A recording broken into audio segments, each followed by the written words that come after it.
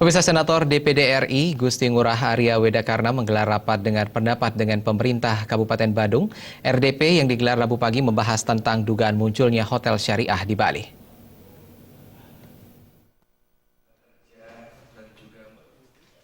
Menindaklanjuti dugaan munculnya hotel syariah di Bali yang sempat mengebohkan masyarakat, Senator DPD RI Gusti Ngurah Arya Wedakarna melakukan rapat dengar pendapat dengan pemerintah Kabupaten Badung.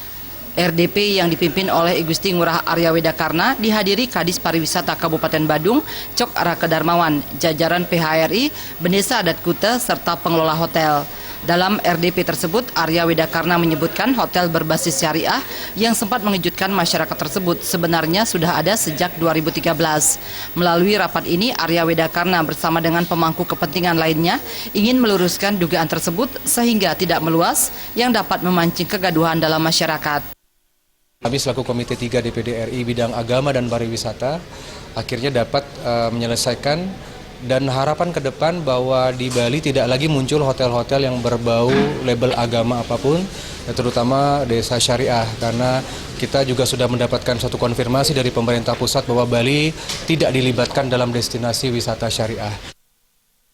Bendesa Adat Kuta Wayan Suarse mengatakan keberadaan hotel syariah di Bali harus segera disikapi. Bila didiamkan akan memunculkan penafsiran berbeda yang dapat mengancam keharmonisan masyarakat. Hotel berbasis syariah yang berada di wilayah Desa Adat Kuta tersebut sesungguhnya tidak ingin memunculkan polemik di masyarakat dengan memakai embel-embel syariah. Hotel Bait Kaboki yang berada di Jalan Gria Anyar tersebut hanya menyuguhkan pelayanan dengan mengusung konsep kekeluargaan tanpa alkohol di dalamnya. Selain itu, para pekerjanya didominasi dengan pekerja lokal Bali. Harapan kami hal ini bisa menjadi suatu pembelajaran buat kita bahwa ada sesuatu polemik atau masalah yang harus kita carikan jalan pemecahannya, kemudian kita selesaikan dengan pemecahan yang penuh dengan kekeluargaan, dan akhirnya saat ini sudah menemukan jalan.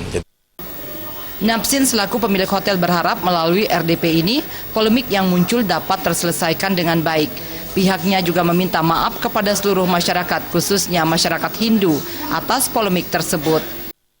Sebagai pemilik hotel, atas statement yang ada di media sosial, bila itu menyinggung masyarakat umum, masyarakat Bali, ya sebagai pemilik saya mohon maaf yang sebesar-besarnya. Mudah-mudahan dengan permohonan maaf ini, semua persoalan selesai.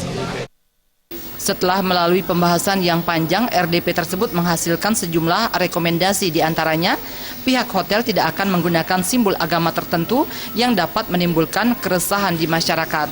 Pihak hotel juga akan segera meminta maaf kepada masyarakat yang merasa tersinggung atas informasi tersebut.